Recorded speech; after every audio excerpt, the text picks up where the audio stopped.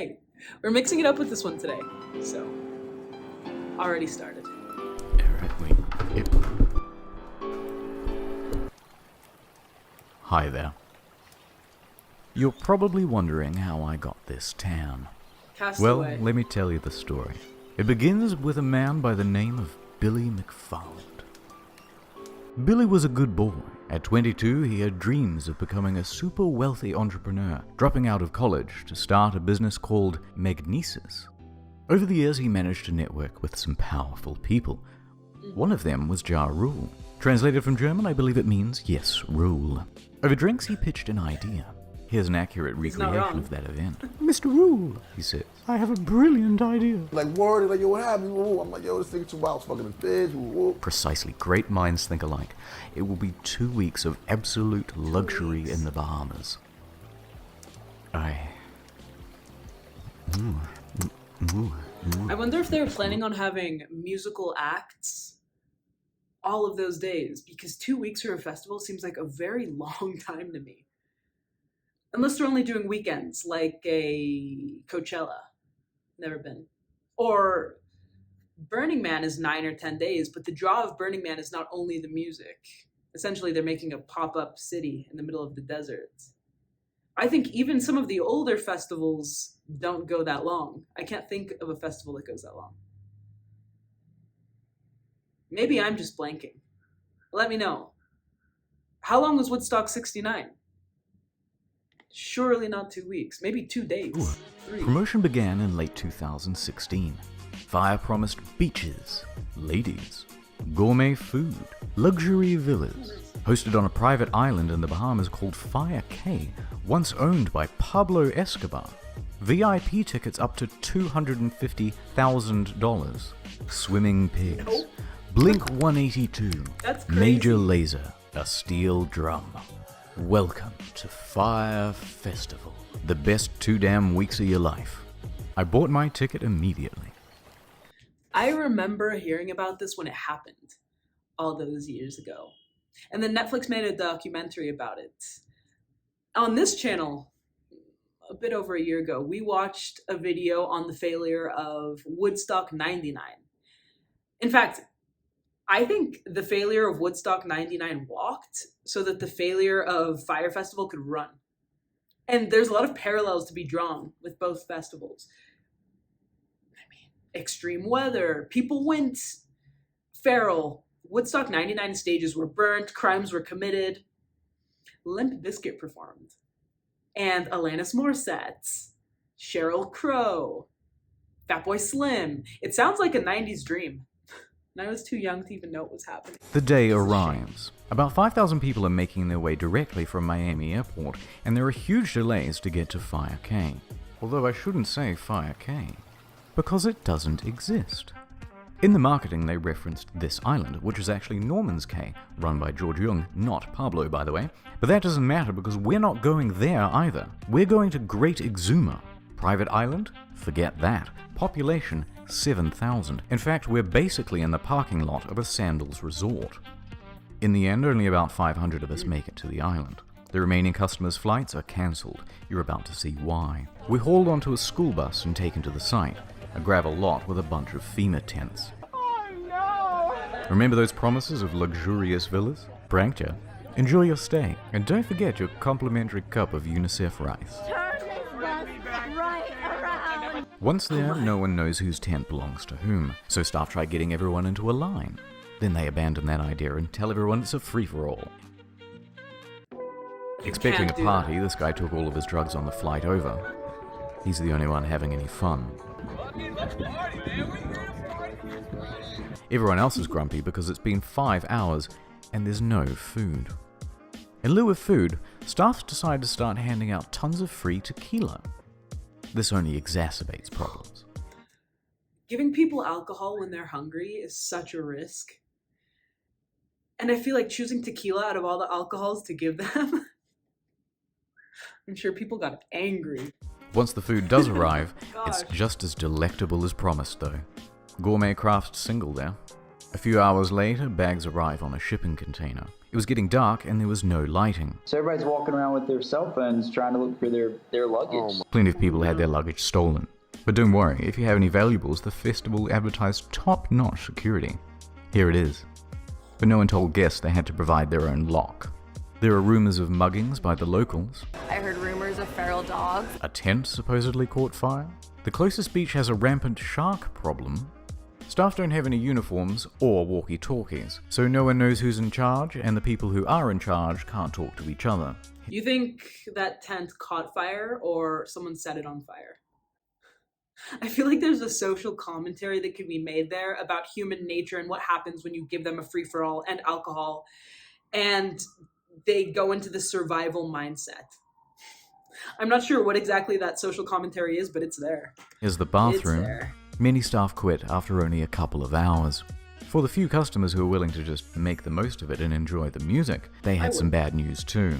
All of the major musical acts pulled out. In fact, Major Lazer wasn't even confirmed to go in the first place. The event was promoted as cashless, so all people had were these useless Disney bucks on their Fyre band, which meant they couldn't buy anything or catch a cab if they were stranded. And even with only 500 people, there are too few tents and beds, so everyone is just stealing each other's. And for any of you thinking you could just escape to the sandals, bad luck. It's peak season and they are absolutely full. People are reaching out to the embassy for help. After a few hours, most people chose to go back to the airport, and the rest were forced back home when the Bahamian government stepped in. The festival was closed. But the exodus from the island made its own problems.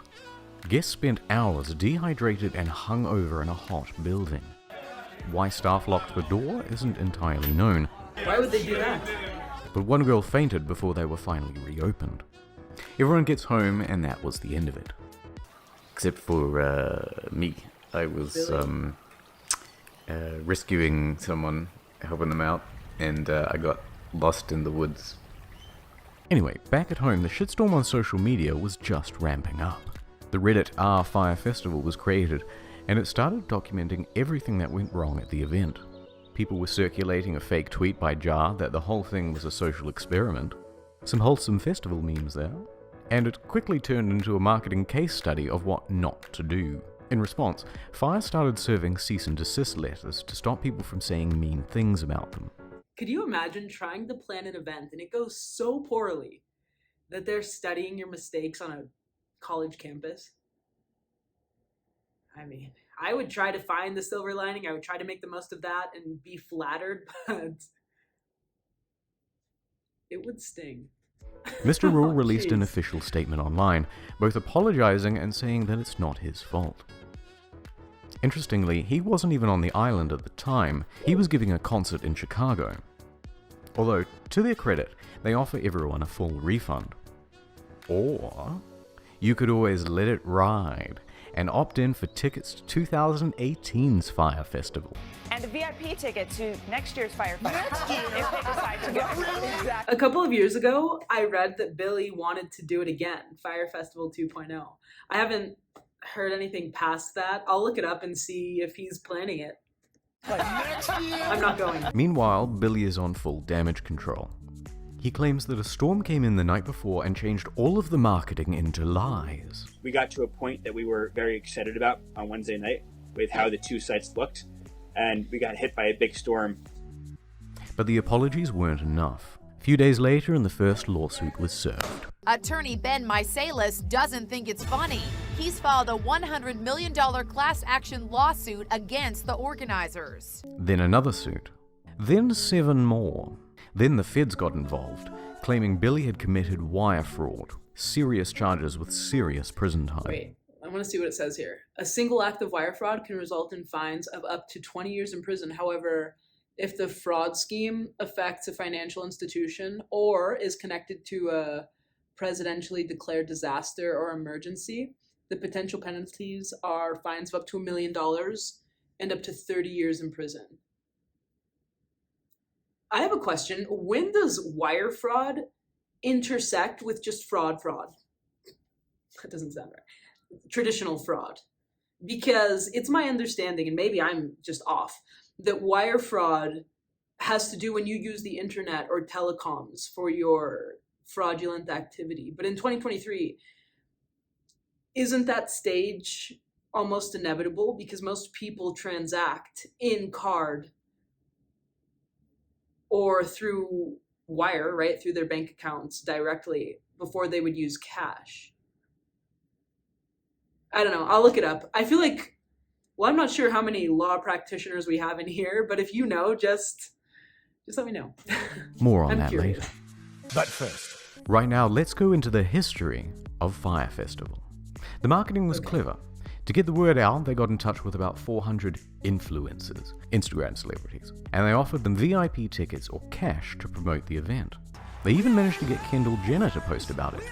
Rumor has it she was paid $250,000 for this post. Their marketing worked though. The festival sold out. So how did it go so wrong? Let's start with the money. I would really like to see Billy's business plan. Because if he paid Kendall Jenner $200,000, and then let's imagine he had a bunch of other influencers on a tier list scale of how much he would pay them, that's going to eat into his profit margin. And then,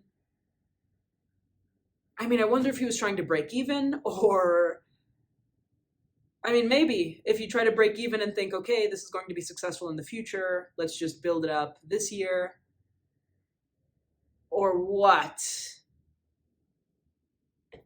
Or what? During the planning process, a consultant came in and said the festival would cost $50 million and require another year of organization. They should have planned this 2 whole years out. This is after they made all the promises, and they had nothing near that amount, so they started cutting expenses way back. Remember those luxury villas? They were going to cost $10 million alone, so they scrapped them.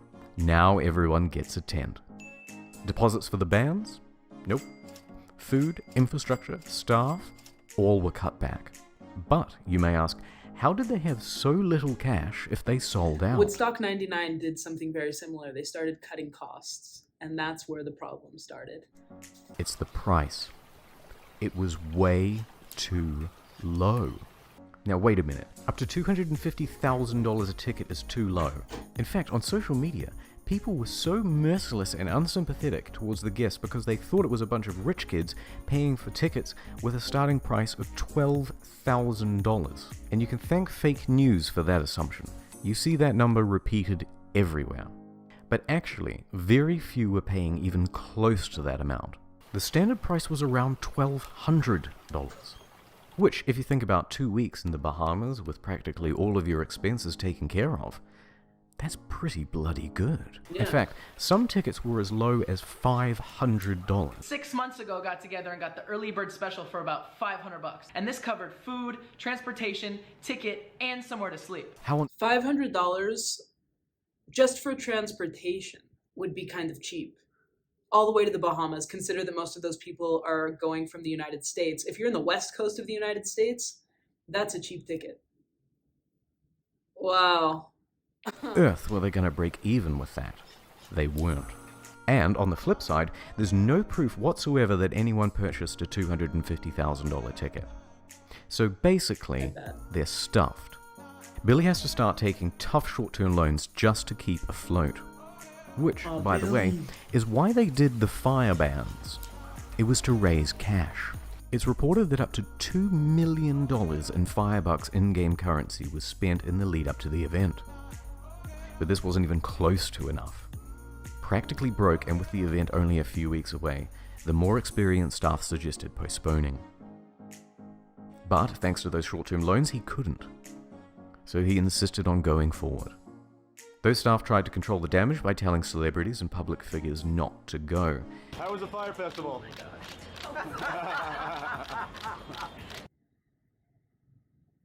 So, Billy and Jar are in some serious trouble. But let's please have one failed festival that has a sequel. Well, Billy is out on $300,000 bail. His assets were frozen as at May 18th. He dropped his expensive attorneys. He's selling his property in New York. He tried to sell Magnesis for $150,000, but it was cancelled for being fraudulent. Massively in debt and with no hope of paying it back. Fyre went into involuntary bankruptcy. Oh. And that is the end of Fyre Festival. I'll keep you posted about whether Billy is going to jail. He did.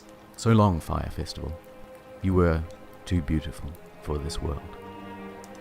And as for me, well, it's time to go home.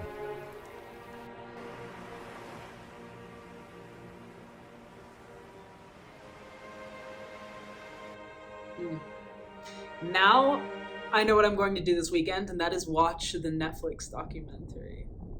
Because I think it's hours long. But, I mean, businesses fail all the time. Billy's just failed at a grand scale and publicly, which I could have empathy for. But before watching this, I thought that it was accidental. Now it doesn't really seem like that. I mean, he was informed and made a series of poor decisions. But if anything, it seemed a bit more like negligence and less like malice. If that makes any difference to anybody. I'm not his lawyer, so I don't know. But, wow, okay. That was kind of a story in what happens if you have a get-rich-quick mindset. I mean, at least for me, to plan a party of more than 30 people, it takes a lot. So to plan a festival in another country with that many guests, I understand why they said it should have been planned 2 years out. Fascinating. Anyway, this is from a channel called Internet Historian. The person who sent me this recommendation gave me 5 titles to choose from, and this is just the one that stood out to me. But if you have a favorite from this channel that you want to recommend to me, let me know in the comments, and we'll watch it in the future. And for a literary recommendation, I don't remember if I recommended this book in the past. It's called The Electric Kool-Aid Acid Test by Tom Wolfe. And that book is in my mind because it's music related. They weren't in festivals, but the Grateful Dead is there, the Merry Pranksters. It's written in gonzo journalism style, so think Hunter S. Thompson's Fear and Loathing Las Vegas. But in Acid Test, it's a story of Ken Kesey, who wrote quite a few books, but the most popular would be One Flew Over the Cuckoo's Nest. And he's trying psychedelics. They go through multiple states. At the end of his story, his personal story, I think he moves to Mexico. I'll have to confirm that. But it intersects with a lot of iconic figures at the time. Allen Ginsberg, like I said, Grateful Dead, Merry Pranksters. It was published in the 60s. So put yourself in what was happening there. Wow. If I did recommend it in the past and you didn't check it out then, think about it now. Very interestingly written book. I'll make sure to link it as well. If I find a free audiobook version, I'll put that. And if not, I'll link the book directly. If you can think of another book that you want to recommend to each other, always feel free to do that. Leave your thoughts on Fyre Festival, festivals in general. And that's really all for me. So thank you for watching with me, and I'll catch you in the next video.